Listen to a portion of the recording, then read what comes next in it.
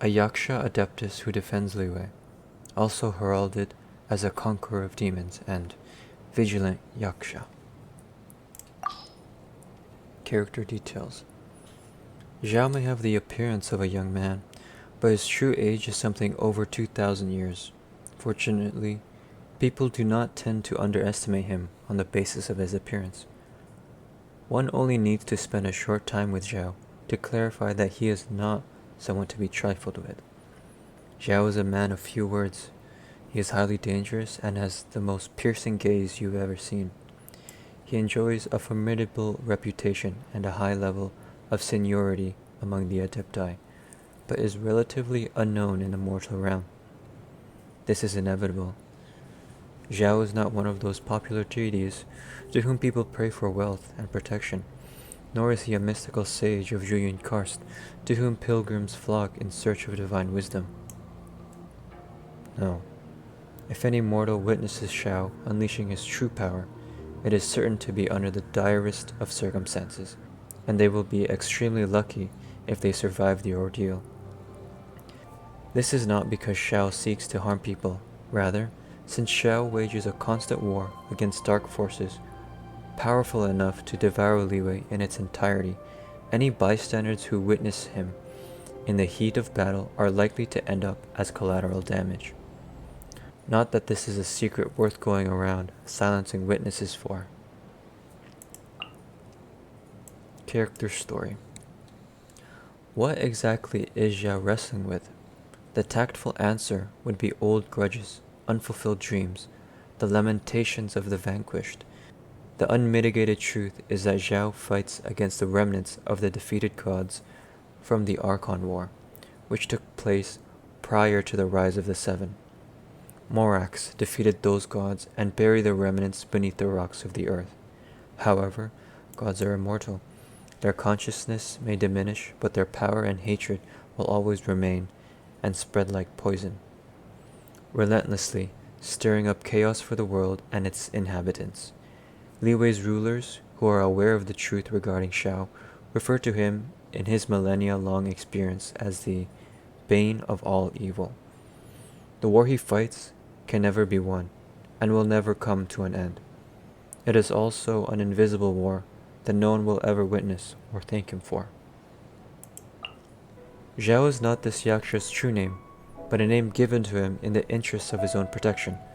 Back in a younger, more naive time, a god had gotten a hold of Xiao's weakness and forced him to serve as their bloodhound, in which capacity he was forced to perform cruel and violent acts. Many died at his hand, many hopes were crushed, and he was even forced into devouring his victims' dreams. As much as it pained him to do this, he was helpless to resist. Finally, on the battlefield of the Archon War, Morax, the Geo-Archon, had a fateful encounter with the Yaksha's master. The current state of the world has already revealed the results of that battle. Rex Lapis liberated the Yaksha and gave him the name Shao. In the fables of another world, the name Shao is that of a spirit who encountered great suffering and hardship. He endured much suffering as you have. Use this name from now on.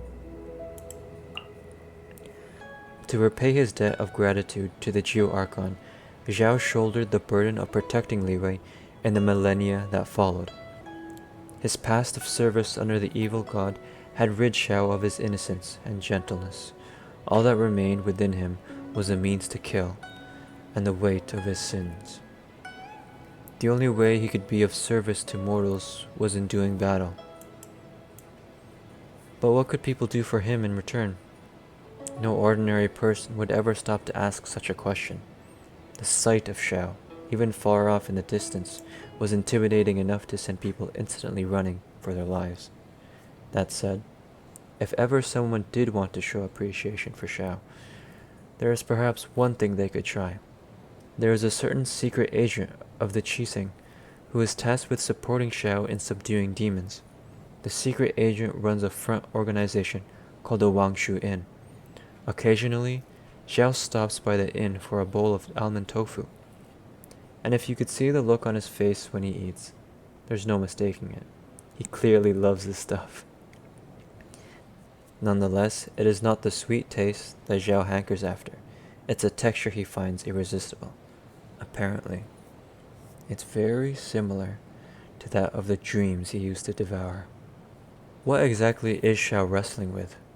To those in Liwei's corridors of power, Xiao's battle is against the evil manifestations produced by the remnants of the defeated gods. However, if you ask Xiao the same question, he may well give you an entirely different answer. Xiao was once enslaved by an evil god, and suffered immensely under his rule until finally regaining his freedom at Rex Lapis's hand. Xiao's powers were highly regarded by the Adepti, and he seemed to vanquish all manner of evil demons with consummate ease. But the evil gods also held immense power, and their lust for revenge ran deeper than mere mortals could ever contemplate. Xiao relentlessly slaughtered the endless, impure manifestations of their vengeful souls, but in doing so, he caused them to fracture. Eventually, these fragments of their hatred were able to taint Xiao's own soul. The only way to eradicate such hatred is to accept the karmic debt it brings. The magnitude of the bad karma Xiao has accumulated over the years is enough to consume flesh, bone, and soul alike. And yet, Xiao does not feel any hatred. Having lived for over 2,000 years, no single karmic debt constitutes anything more than a fleeting memory.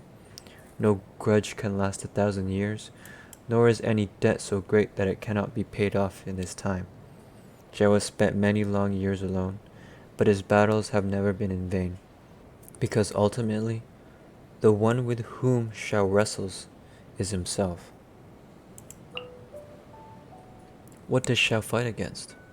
The traveler understands very well that Xiao fights against the darkness that threatens Liwei. He fights to defend Liwei, but who will defend him?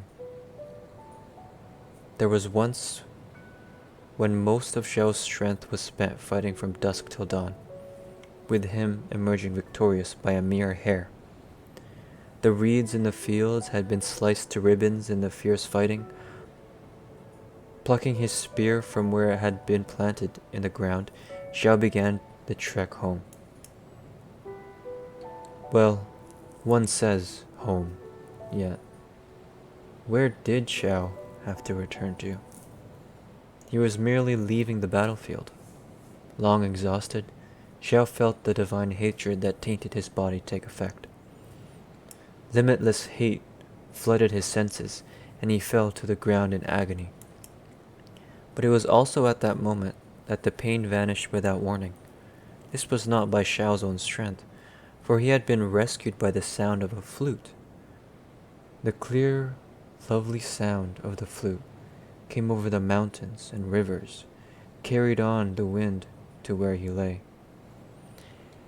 And clear it continued to ring till the first light of dawn brought with it the startled flight of distant birds. It protected Xiao, massaging his wild senses and giving him a moment of peace. Who was playing this music? Xiao was curious, but did not pursue the matter, for he had already had something approaching an answer. The last person who could help him was one of the seven themselves. So this person, too, must be.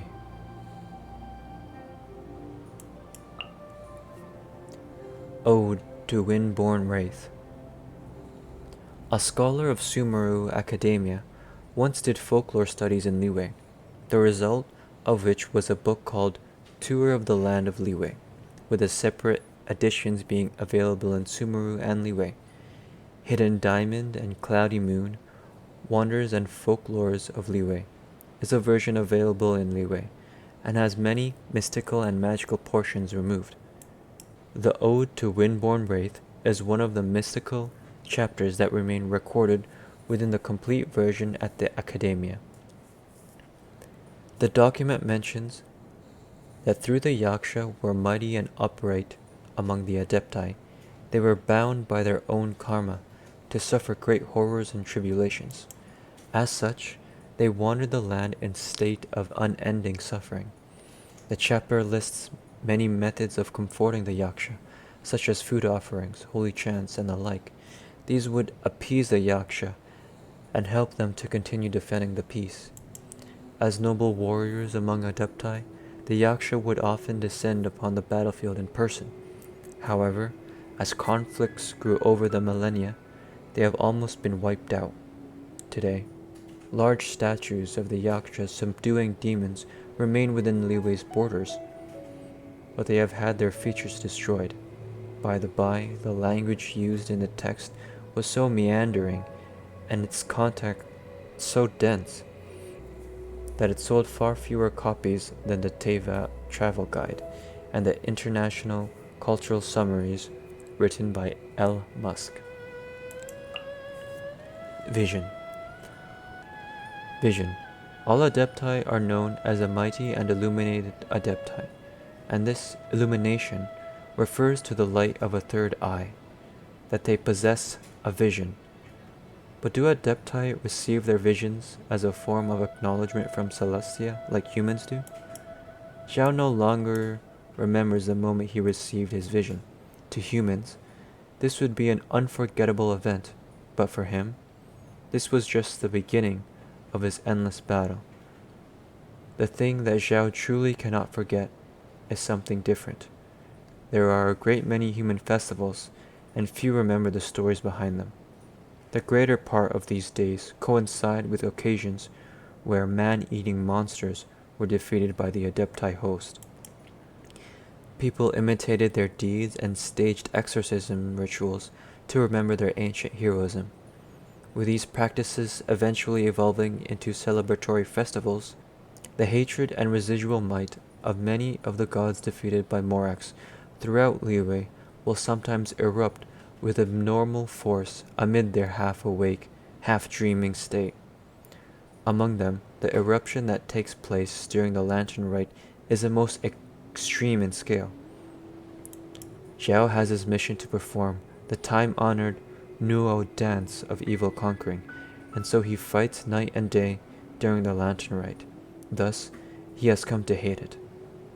Now, Xiao did not consider battle dangerous. It was due to his hard work that Liyue was kept safe. People lit their lanterns, and the blessed lights shone across the night sky and the near shore. At that moment, another special feeling blossomed in Xiao's heart. Loneliness? Peace? Or was it his fears for the future?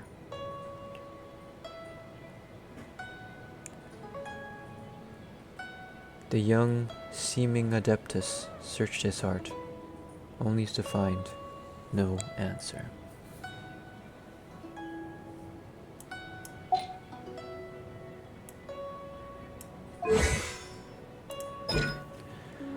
According to the legends of another land, the world will someday be crushed by two great wind wheels.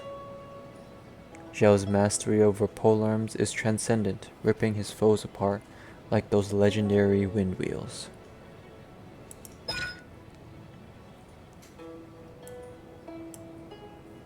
Xiao dons the Yaksha mask that set gods and demons trembling millennia ago. Donning the mask of the Yaksha, Xiao takes the terrifying, demon-conquering form of the vigilant Yaksha. But this great power has also brought him great suffering. Some call him the bane of all evil.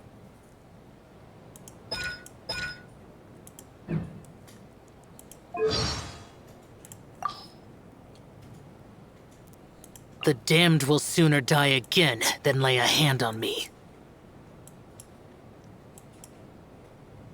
Once the snow is thick enough, we can eat it. I'm far from human. I can't make much of human emotions. Liyue is changing. Rapidly. Forget it. It means nothing to me. If a day comes where even you are taken by the darkness, it will be up to me. Do not fall prey to the darkness.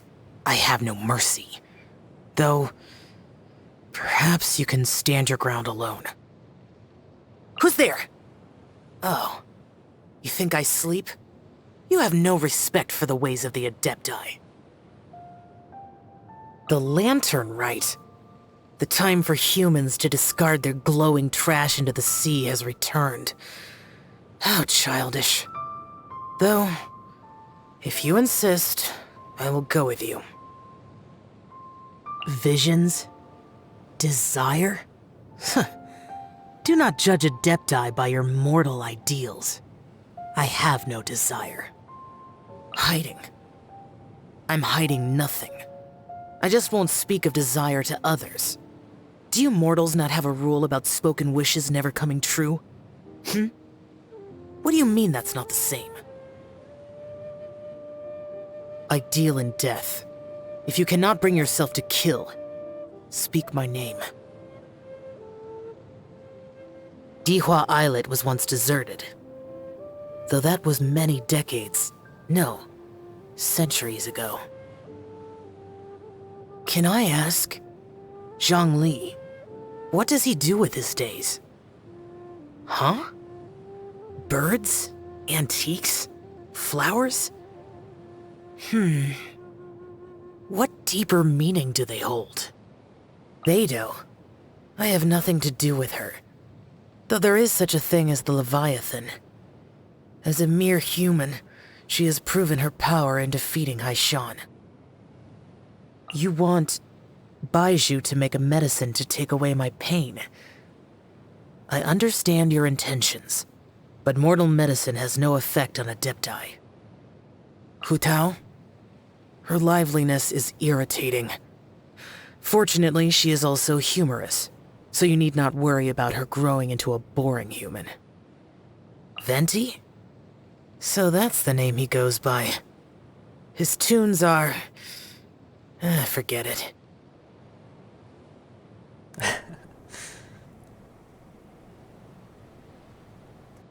Ganyu is neither mortal nor illuminated beast, wandering both the mortal and Adepti realms with duty as her sole guide. It was inevitable that she would become perplexed. What, me? You believe a Yaksha who knows nothing more than how to massacre countless souls and emerge unscathed is a suitable mentor for such an individual? Your mind occupies a very different world from that which your body inhabits. I'm willing to protect you, but don't think about getting close, and stay out of my way, or all that awaits you is regret. In the thousands of years that have passed, I have taken countless wraiths. If you want no trouble, stay away from me. See me as a weapon, and nothing more. Their voices... I can always hear them. Their screams, their cries, demanding more death. This is my burden to carry. It has nothing to do with you. Morax? What do you know of this name? He gave me the name Xiao, and released me from the endless pain I endured. I will not forgive those that dare to speak against him. Even you. It's too late. The connection between us is too strong. Even if you wanted to, it's too late to sever it. You've never thought to sever it? This eternal dance of demon subjugation. My fight goes on. But I would like to know more about you. Trouble? Trouble means nothing to Adepti. There is no trouble that can last for 1,000 years. There's nothing timid about you, having the courage to ask about my hobbies. So, fight me. How long do you think your body will last against my blows? I have no interest in mortal food. Cooking is tedious and the wait is long. The one thing I can manage to stomach is almond tofu. The taste of almond tofu feels like a fond dream. Wait, I am expected to place slices of meat in wrappings myself, and then eat them together? Humans these days do not know what they are doing. This is it? Nothing worth getting excited about. New power. All it will be used for is death. The limit to one's power is self-destruction. Answer me. Why do you persist? Countless souls have fallen prey to these hands. I too have been swallowed by the darkness. And yet you dare to drive me on. You may think of me as your companion. You seek to find me salvation. You really are a difficult being to comprehend.